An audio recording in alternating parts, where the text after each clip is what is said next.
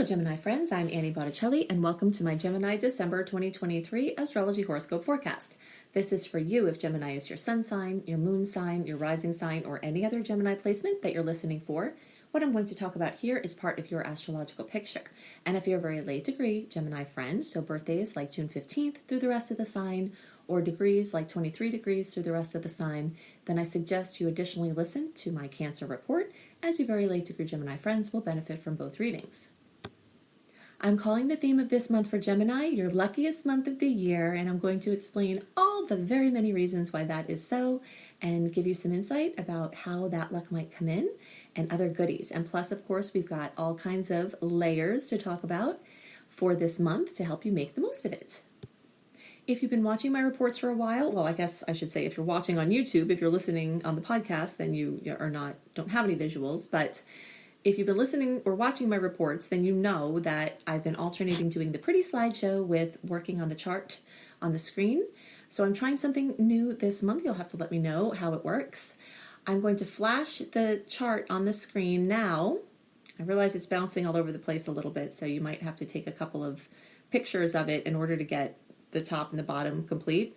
But for those of you who want to follow along with the chart, just take a picture, a screenshot, or use another device, take a picture, and then you'll have it to refer to when I refer back to it.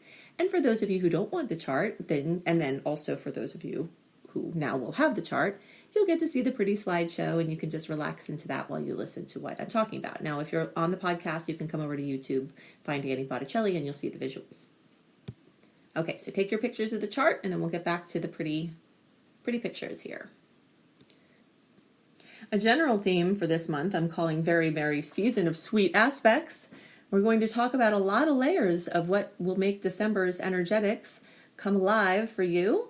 And some of these are going to be true for all signs. Some of them are specific for Geminis, but we're going to get into the nitty-gritty of it and give you your astrological forecast so that you know what to wear, whether you should bring an umbrella in what arenas, kind of like your meteorological forecast, so that you can be prepared for what's coming.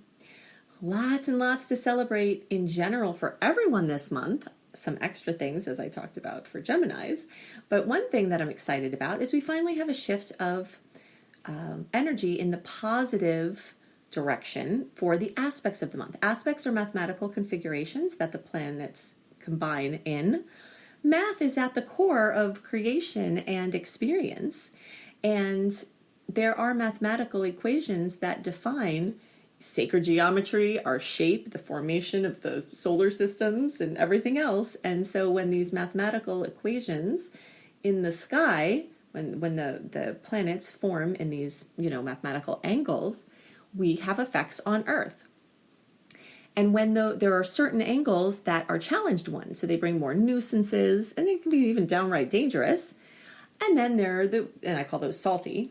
And then there are the sweet ones, which tend to bring harmony and ease and grace, kind of like the difference of being in a room that has a lot of right angles, right? Those are squares in astrology, versus things that are more smooth, right? There's an aesthetic that we see where math works its way into everything, and we see this in the cosmos as well.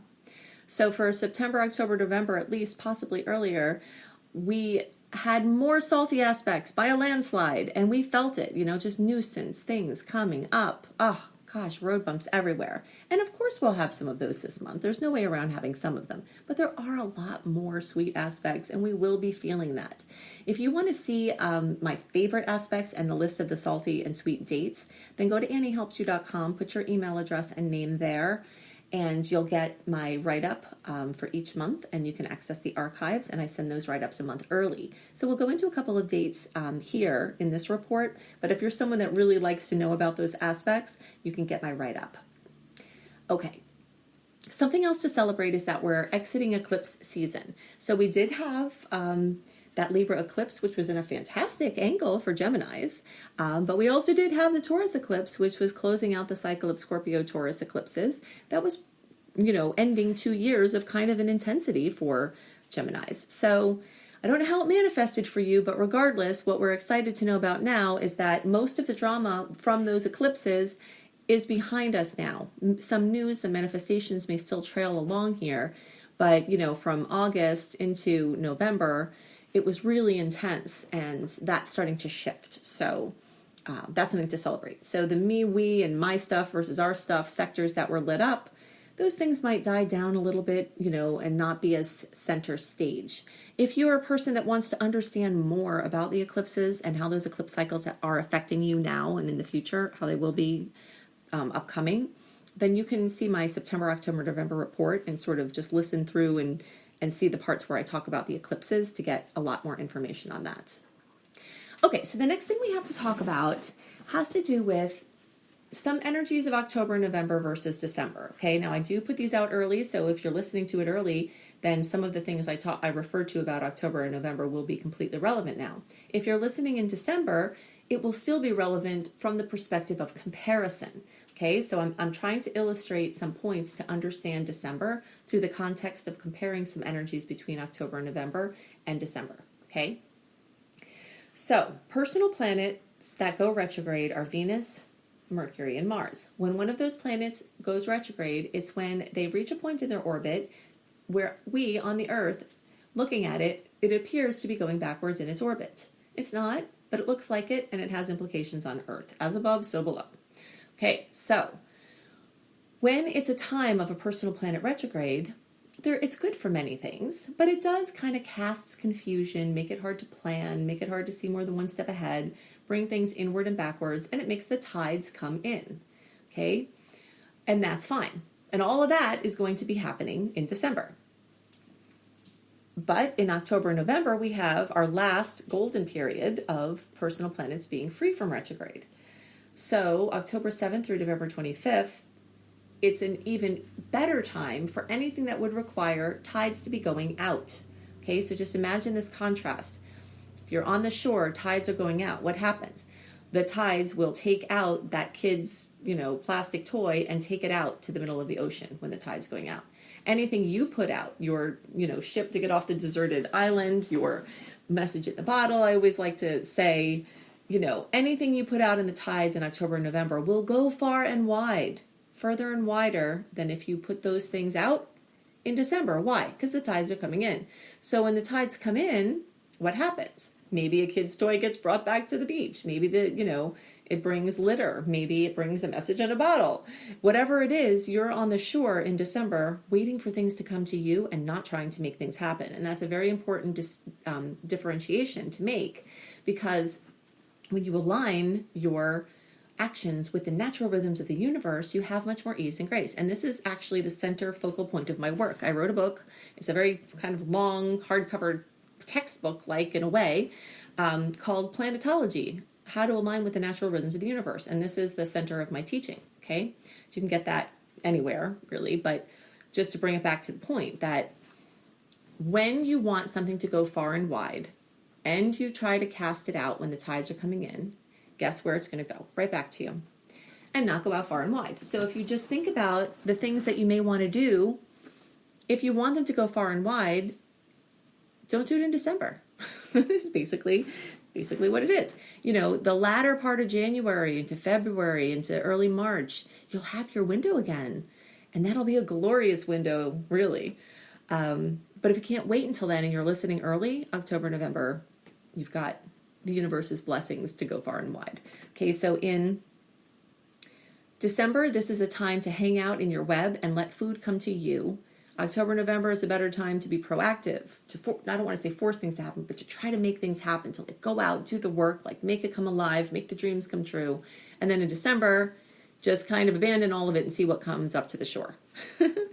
Okay, so something else that will make you completely happier in December is to not commit to, anything if you can help it, but the lighter you commit yourself and the more you commit in pencil, the more joyous you will be this month. Because it just happens to be that there'll probably be more holiday invites and things like that, but you're not going to be able to commit to everything. So if you say maybe, or I'm not sure, or I'll let you know, or, I'll try, versus yes, then when things change and you can't make it, you won't have to go through, letting someone down, I told them, not commit, all of this. Because plans are going to change, it'll be hard to commit. What will happen though as well is you'll have a chance for last minute magic that's intensified. Last minute magic is a trait of Mercury retrograde that I sort of coined here from my observations, where things come out of the blue in higher frequency of saying, hey, you want to go do this? And if you're not scheduled, it'll be much easier for you to say yes, and really cool things can happen. And some things that you've been planning may even happen, but they do tend to be cast into uncertainty, where you have to go through a thing of like, is it going to happen? Is it going to happen? Is it going to happen? So if you just don't get attached to things, trust there's a plan, know that the cycle is showing you that things are going to be uncertain at this time, and, try to not get attached, that's going to make you have a much better month. Retrogrades and December. Oh, by the way, let me give you these dates. The pre-transit shadow period for Mercury retrograde begins around November 26th. Mercury officially goes retrograde December 12th, is retrograde until January 1st, and the post-transit shadow period stretches until January 21st. So the next open window will occur, around January 22nd. So early holiday shopping, October, November, is very well indicated. You're going to have a harder time getting the right thing, getting it not broken, getting it delivered on time if you order in December. Speaking of early birds, that makes me think of worms, and worms make me think of the retrograde energy. So December is a time to be the worm, to basically keep going back over soil. They just go over the same soil. That's why you put worms in your garden, because they make it nice and fertile, because they go over and over and over something. That's what retrogrades are great for, is going back over things. So if you're writing something, if you're clearing something out, if you have an issue that has been coming up that's been persistent, the retrograde energy is really great for going back into it and converting it into very fertile soil for current and future growth. It's also fantastic for wrapping things up. Mercury's time in Sagittarius before it retrogrades back into Sag can also be very helpful to getting some tax things pulled together, getting some financial things wrapped up, and tending to some tedious tasks. So if you can intersperse with this, the dizziness of this season, which we'll get to here in a minute, intersperse getting some stuff done, then that will be very good use of the energy. Okay, so let's get into this luckiest month of the year for Gemini and why I say this. So to understand this luck, we have to look at Sagittarius energies, which are ones that dominate at this time. If you're looking at the chart and you look to the right middle of the chart, you'll see a thing that looks like a question mark, the star goddess Ceres. Right above that is Mars. Above that, the circle with the dot, is the sun. A little further along, there's a thing with, looks like it has horns. That's Mercury.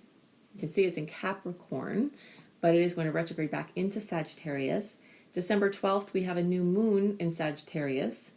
So we've got 5 different factors of Sagittarius energy. Now, truth be known, Sag can bring luck for everybody, but there are special aspects about why this time of year, and it is pretty much every year this time of year, because Sagittarius is your polarity, okay?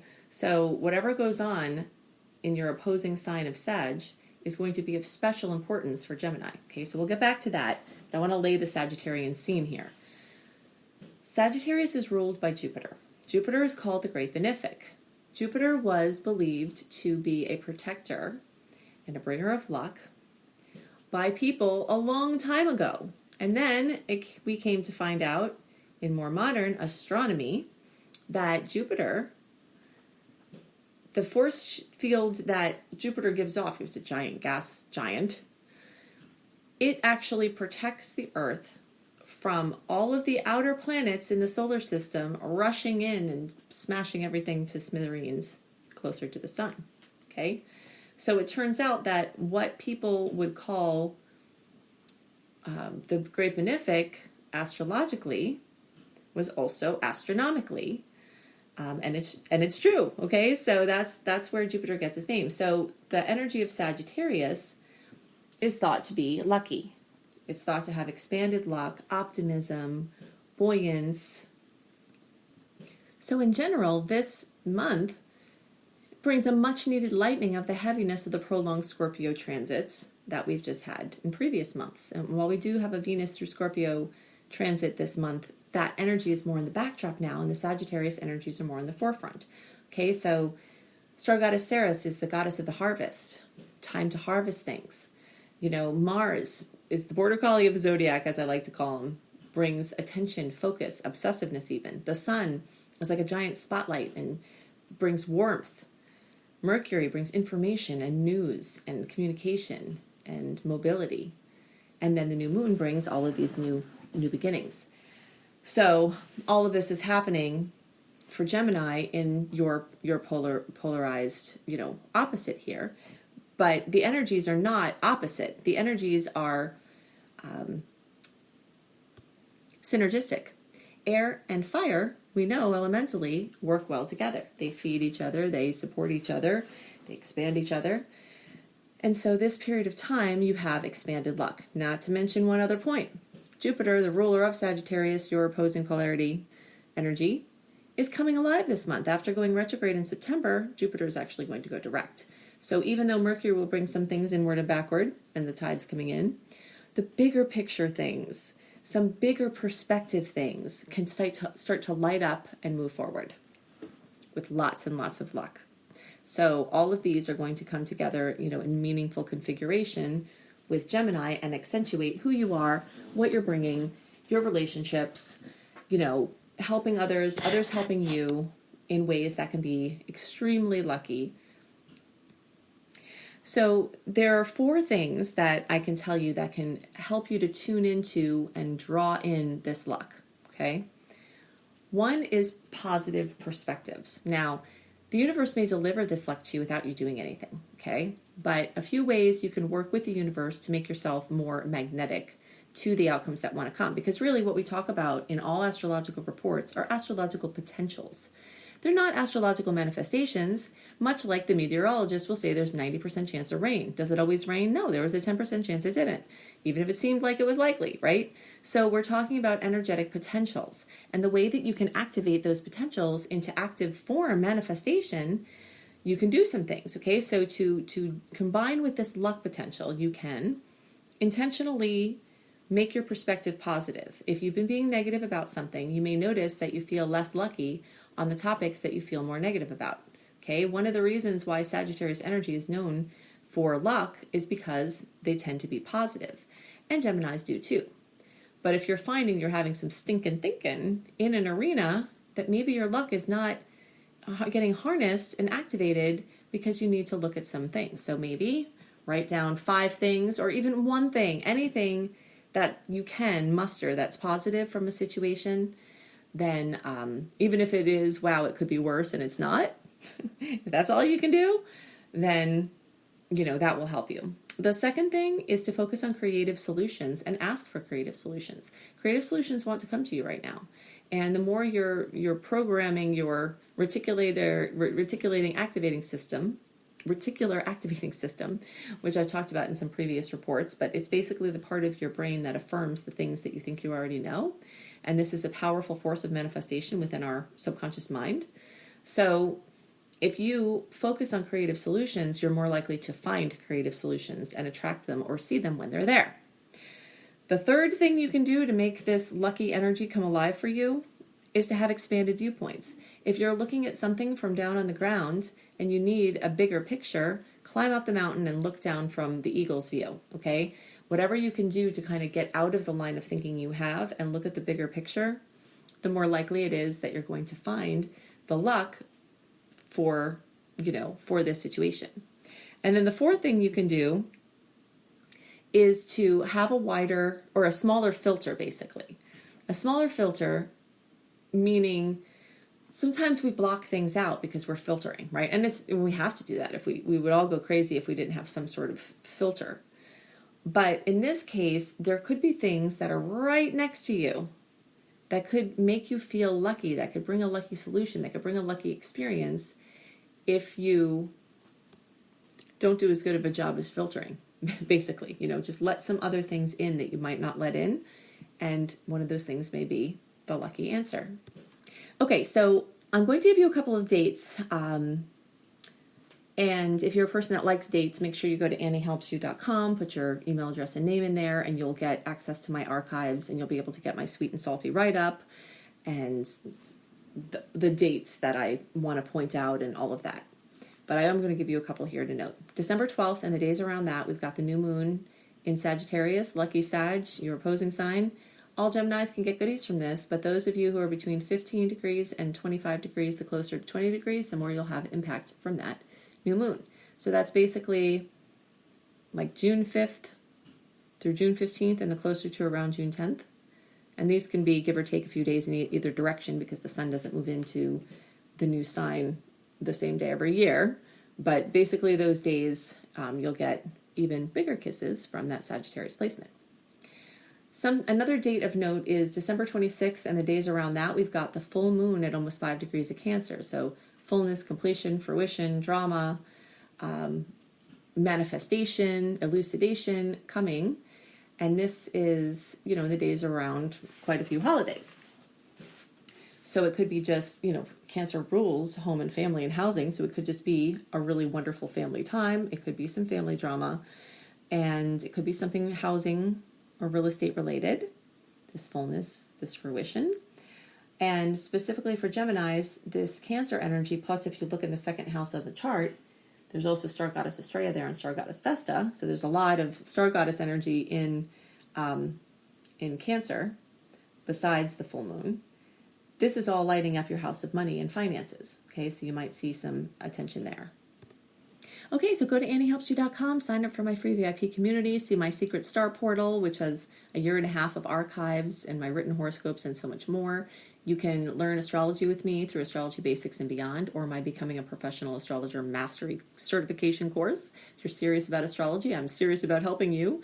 So you can check all that out at AnnieHelpsYou.com, and I hope you have a wonderful month and year. I hope it's lucky for you, and I will see you next month and year. Bye.